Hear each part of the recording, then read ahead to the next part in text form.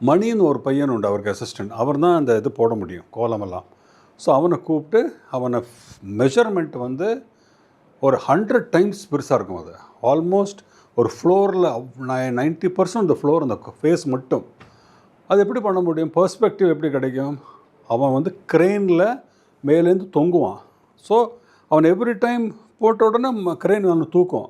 So அந்த whole perspective மறுபடியும் crane down படுத்துண்டே மார்னிங்லேருந்து மத்தியானம் லஞ்ச் பிரேக் மறுபடியும் ஆரம்பிச்சு ஈவினிங் ஃபுல் நைட் அவன் மார்னிங் வரைக்கும் கண்டினியூஸாக அந்த கோலம் பண்ணிவிட்டு கார்த்தால பார்த்தா எக்ஸ்ட்ராடனரியாக இருக்குது.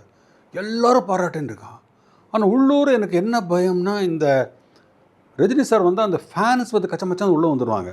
ஸோ நான் வந்து சொல்லிகிட்டே இருக்கேன், டேய் அவங்க ஒரு கயிறு கட்டுங்கடா, உள்ளே வந்துட்டு போகிறாங்கடா, கோலம் இதாகிடும்டா, சொல்லிகிட்டே இருக்கேன். நாங்களும் அந்த சைடில் இருக்கோம்.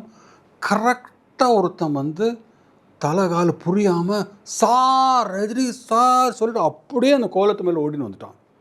த ஹோல் கோலமில் அவன் ஃபுட் மார்க்கு, இந்த எண்டில் அந்த எண்டு வரைக்கும். First time I will blow my top. கண்ணாபின்னு கத்திட்டேன்.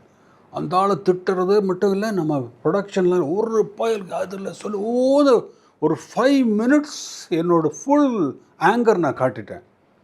எல்லோரும் பின் ட்ராப்ஸாங்க. அதுக்கப்புறம் தான் கைத்தை போடுறாங்க, எல்லாம் பண்ணாங்க. அப்புறம் மறுபடியும் தொங்கிட்டு அவன் போட வேண்டி வந்தது. ரஜினி சார் அப்படியே பார்த்துட்டு இருந்தார். கொஞ்சம் நேரத்துக்கு அப்புறம் சாரி சார் அப்படின்னாரு. என்ன ஒரு சின்ன ஸ்மைலு. என்ன சார் சிரிக்கிறீங்க அப்படின்னா, ஒரு சின்ன சந்தோஷம் அப்படின்னா. என்ன உனக்கும் கோபம் வருது அப்படின்னாரு சார்.